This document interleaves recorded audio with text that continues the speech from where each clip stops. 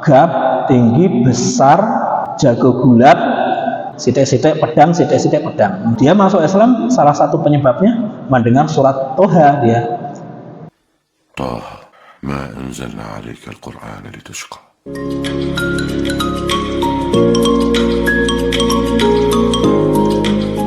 Maka sejak saat itu Umar dinamakan Al-Faruq, membedakan antara fase sembunyi-sembunyi kepada fase terang-terangan. فرقنا بين الحق والباطل كما فرق الله بين الليل والنهار. Siap nyimak, siap ngaji? Welcome to our channel, Sinau Quran Channel, Smart Way Understanding Quran. Bahwa Al-Quran itu furqanun. Apa itu furqan? Pembeda. Jadi furqan itu diambil dari kata faraqo. Faraqo itu artinya memisahkan, membedakan, membelah jadi dua, kanan kiri, baik benar, hitam putih, itu namanya furqan.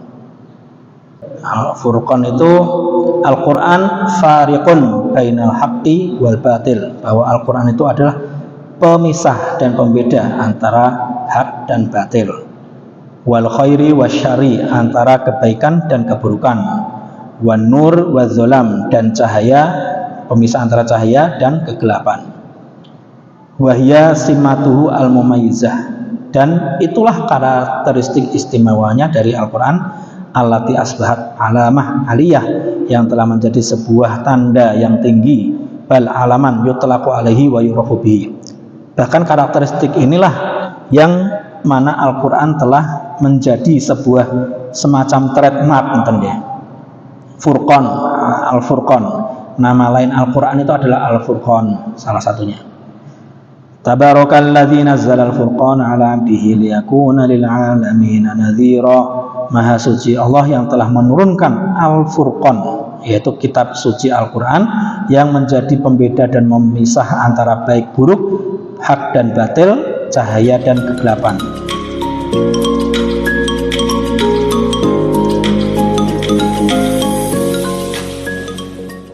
Ala abdihi liyakuna lil alamin nadhira, atas hambanya. Jadi di dalam Al-Quran itu kalau dikatakan kata abdun, itu artinya Nabi Muhammad, artinya Rasulullah. Kecuali kalau setelah kata abdun ada nama Nabi yang lainnya, itu baru muqayyad gitu ya. Muqayyad itu terikat atas Nabi kami, misalkan Musa. Tapi kalau ala abdihi itu abdun saja di sini, maka itu namanya artinya pada Rasulullah. Subhanalladzi asra bi abdihi, maha suci Allah yang telah melakukan perjalanan malam dengan hambanya. Hambanya di sini adalah Rasulullah Muhammad. Jadi furqan itu diambil dari kata faraqo. Faraqo itu artinya memisahkan, membedakan, membelah jadi dua, kanan kiri, baik benar, hitam putih, itu namanya furqan. Umar bin Khattab disebut Al-Faruq. Al-Faruq itu diambil dari kata faraqo juga, asal katanya faraqo. Mengapa Umar bin Khattab disebutkan Al-Faruq? Karena pada saat itu Rasulullah pernah berdoa, ya Allah, kuatkanlah agama Islam ini ketika masa-masa fase di Mekah ya. Kuatkanlah agama Islam ini bi ahadil umarain, dengan salah satu dari dua Umar. Umar bin Khattab atau Amr bin Hisham. Amr bin Hisham itu Abu Jahal itu maksudnya. Jadi Abu Jahal itu kan, dia kan kalau dahulunya itu kan dipanggilnya Abul Hakam. Abul Hakam itu artinya orang yang bijak, orang yang cendekiawan. Karena dia itu memiliki otak yang sangat encer, sangat jenius, dan sangat bijak. Nah, itu sangat terkenal di kalangan orang Quraisy, sampai-sampai dia disebut dengan Abul Hakam. Tetapi dengan kecerdikan dia, kejeniusan dia, kecendekiawanan dia, dan kepintaran dia, lalu Islam datang, dia menjadi penentang pertama ajaran Islam. Maka orang-orang akhirnya yang tadinya menyebut dia Abul Hakam berbalik menjadi Abu Jahal gitu kan. Abu Jahal, karena Jahal itu kebalikannya Hakam, yang tadinya disebut sebagai orang pintar, orang cendekiawan, sekarang jadi orang bodoh gitu. Kenapa bodoh? Ya dia tidak mengikuti dakwah Nabi yang jelas-jelas kebenarannya, Abu Jahal. Nah, Nabi pernah berdoa, ya Allah kuatkanlah Islam dengan salah satu dari mereka berdua. Akhirnya dikabulkanlah bahwa Umar bin Khattab yang menjadi penguat Islam. Setelah Umar bin Khattab masuk Islam, bertambahlah pelindung Rasulullah. Nah, orang-orang sudah segan terhadap Umar karena Umar itu ya wes rano tandingannya ngoten nggih.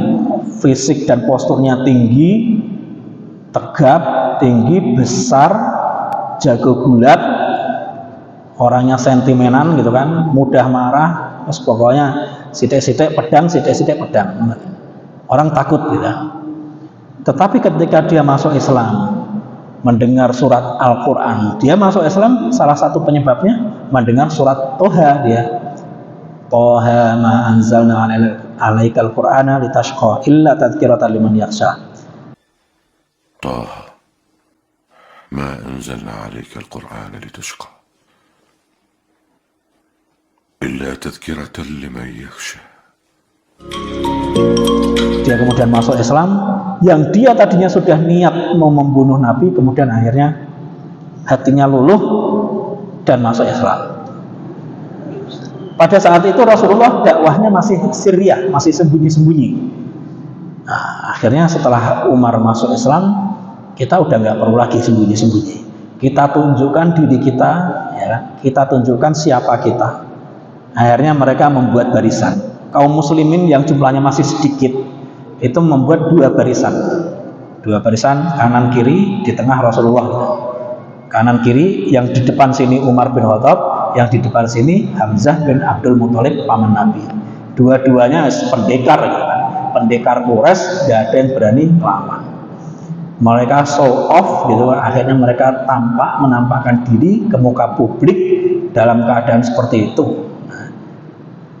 Orang nggak ada yang berani, udah orang Arab Quraisy nggak ada yang berani melihat dua barisan itu dipimpin oleh Hamzah dengan Umar, udah nggak ada yang berani. Maka sejak saat itu Umar dinamakan Al-Faruq karena dialah yang membedakan. Fase dia itu sangat penting dalam sejarah Islam, membedakan antara fase sembunyi-sembunyi kepada fase terang-terangan. La aktumul haqqa wa qad 'alimtuh. ولا أفرقن بين الحق والباطل كما فرق الله بين الليل والنهار.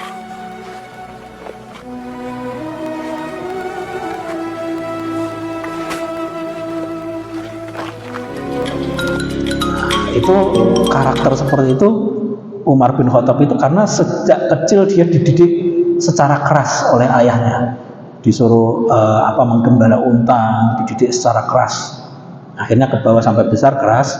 Ketika jahiliyah dia keras, kasar. Ketika Islam dia tegas, gitu kan? Ketika besar dia tegas. Nah, kemudian ini tadi kembali kepada Al-Faruq ya.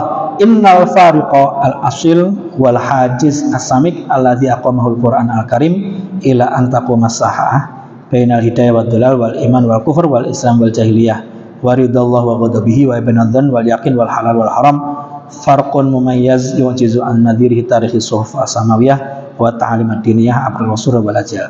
Jadi pembeda Al-Qur'an yang memiliki karakter pembeda itu menjadi penyekat yang tebal yang telah didirikan oleh Al-Qur'an, itu akan terus berlangsung hingga hari kiamat. Menyekat antara apa sih? Al-Qur'an itu menyekat atau membedakan antara apa? Bainal hidayah wa dhalalah, antara petunjuk dan kesesatan, antara keimanan dan kekufuran, antara Islam dan jahiliyah, antara ridha Allah dan murka Allah, antara sangkaan dan keyakinan, antara halal dan haram. Dan itu adalah sesuatu karakteristik Al-Quran yang tidak bisa ditandingi sepanjang masa.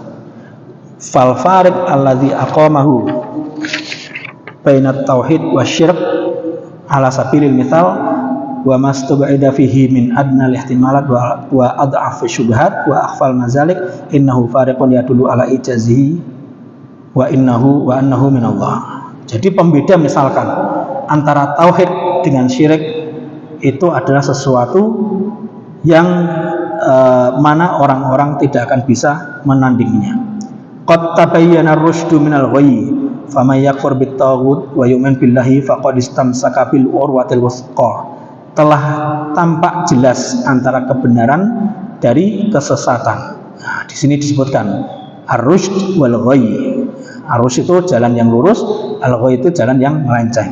Faman yakfur bit-taghut wa yu'min billahi faqad istamsaka bil urwatil wuthqa. Orang yang kufur terhadap taghut dan beriman kepada Allah, maka dia telah berpegangan dengan tali yang kuat. Nah, ini ayat penting. La ikraha fiddin ini sering disalahpahami oleh orang-orang. Tidak ada paksaan dalam beragama. Ya. Itu bacanya cuma sampai situ aja. La ikraha fiddin, tidak ada paksaan dalam agama. Padahal masih ada kelanjutannya. Qad tabayyana ar-rusydu minal ghayy. Telah jelas kebenaran dari kesesatan. Jadi ketika benar dan sesat sudah tampak jelas, maka tidak ada paksaan. Kamu mau ikut jalan yang benar atau kalau kamu mau ikut jalan yang sesat, itu terserah kamu. Bahasa Al-Quran seperti itu. Jadi ada sebuah kaidah, ini kaidah penting, bahwa di dalam Al-Quran itu kalau ada suatu tindakan yang buruk, suatu tindakan yang salah, suatu tindakan yang tidak benar, itu pasti akan dibantah atau diberitahu baik setelah ayat tersebut atau sebelum ayat tersebut. Jadi tidak mungkin didiamkan. Nah, ini kaidahnya. Saya ulangi sekali lagi. Kalau ada di dalam Al-Quran ada menyinggung atau membicarakan tentang sebuah keburukan atau kesalahan atau maksiat atau dosa, itu pasti Al-Quran dalam ayat sebelumnya atau ayat sesudahnya atau dalam ayat tersebut akan menjelaskan atau akan mengingkari perbuatan tersebut. Contohnya seperti ini dalam ayat ini, la ikraha fiddin qad tabayyana rusydu minal ghayy, atau dalam surat Thaha faman syaa'a, maaf bukan Thaha ya, itu Kahfi ya, afwan. Faman syaa'a falyu'min wa man syaa'a falyakfur. Barang siapa mau beriman silakan beriman, barang siapa yang mau kufur silahkan kufur. Mau iman atau kafir terserah. Ini kan sebuah statement dari Al-Quran. Tapi statement ini supaya tidak disalahpahami, akhirnya dijelaskan oleh Al-Quran di dalam ayat berikutnya. Faman syaa'a falyu'min wa man syaa'a falyakfur inna a'tadna lidzalimina naron ahata bihim suradiquha. Karena kita telah menyediakan bagi orang-orang yang zalim, yaitu orang-orang yang kafir, sebuah neraka yang telah meliputi mereka. Kurang lebih seperti itu artinya. Jadi ini menunjukkan bahwa tidak ada pilihan.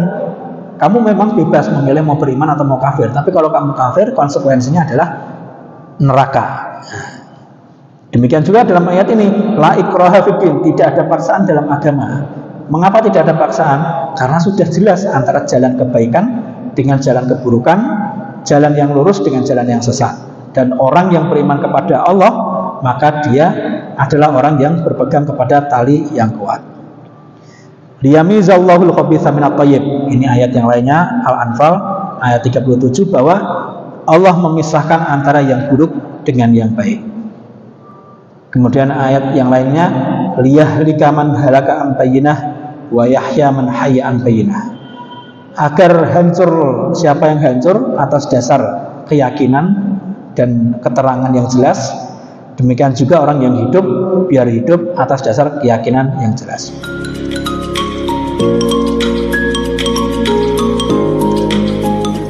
Jadi yang ingin disampaikan oleh Al-Quran itu sudah menyampaikan semua informasi tentang keimanan, semua informasi tentang apa yang harus dilakukan oleh seorang mukmin. Ketika informasi ini sudah disampaikan oleh Rasulullah kepada umatnya, maka umatnya mendapatkan dua opsi, dua pilihan, mengimaninya atau mengingkarinya. Kalau dia mengimaninya, kemudian dia hidup dengan bahagia di dunia dan akhirat, maka dia hidup dan bahagia di dunia dan akhirat atas dasar bayyinah, keterangan yang jelas. Dan ketika orang dia memilih tidak beriman, kemudian dia tersiksa di akhirat kelak, maka dia akan tersiksa ala bayyinah juga, atas keterangan yang jelas yang sudah dipaparkan oleh Rasulullah SAW.